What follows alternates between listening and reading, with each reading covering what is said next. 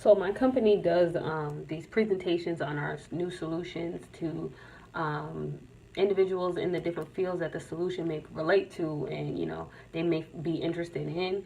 And now that I have this new position, this new kind of role, it's now my responsibility to lead these presentations.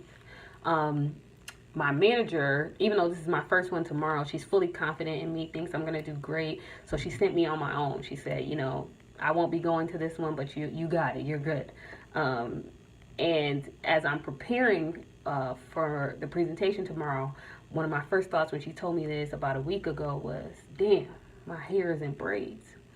And I wanted to record this today because it literally has taken me about a week to push myself past that feeling of not good enough, of telling myself that even though you have your hair in braids, when you stand in front of that room, which is probably going to be a majority of white men, you are good enough, Kendra. You are qualified. You are professional, braids and all, that you are going to redefine what professionalism looks like. And if folks have never seen someone stand in front of them with braids and command respect, you're going to do that tomorrow. But I'm so emotional today because my heart breaks for the women, the black girls out there who will never push themselves, never will find the gall to say, you know what, I've never seen anybody that looks like me do this, but I'm going to do it.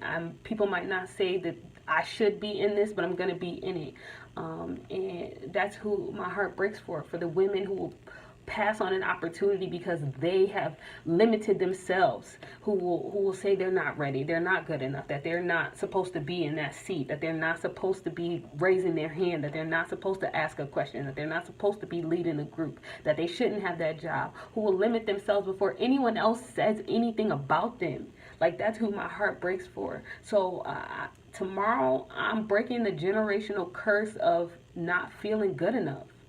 Because it's literally a curse that plagues our community, where there's so many of us who limit ourselves before the system even gets us. We limit ourselves. And I mean, that's all a part of the system as well, to break you down mentally, to keep you shackled, to feeling like, no, I'll never be the leader. I'll never be the boss. I'll never be in charge. They'll never see me the way that I feel I am inside. So don't go for it. Don't reach for more. Don't want more. But that's the system. That's the oppression. That's the plan, the strategy of our oppressors to get us to feel like that before we even try. And that's who my heart breaks for. Those of us who will never try. I used to hate growing up in the hood, like growing up on Stratford Ave in Bridgeport. Hated it. I hated people standing out front of the liquor store at 3 o'clock when we come home on the bus.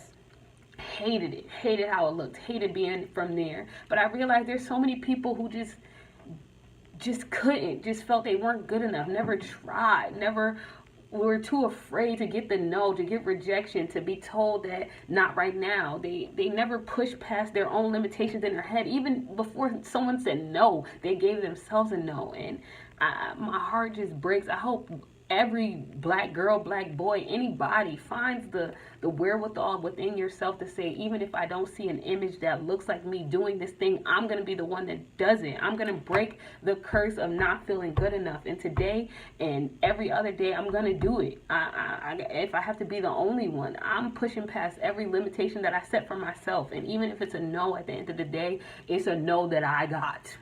So that's what I'm doing tomorrow. But I wanted to record this because everyone sees the keep running part, but they don't see the low points when I'm walking. And I'm telling you, it took a week. And tomorrow morning, it'll probably take some more, like, you got this. Come on, girl. But this is me, raw. Y'all see no makeup, this video not gonna have no background music, no filters, no nothing, because I don't got none of that stuff with me, just my phone. So, all I can say is one day I hope we all find the wherewithal to push past our limitations, and pray for me, because I'm breaking the curse tomorrow. And you know how the devil get when you try to break curses, honey. All right. So I'm going to go cry, though. That's really what's about to happen. So cry and eat. Good night, y'all. Keep running.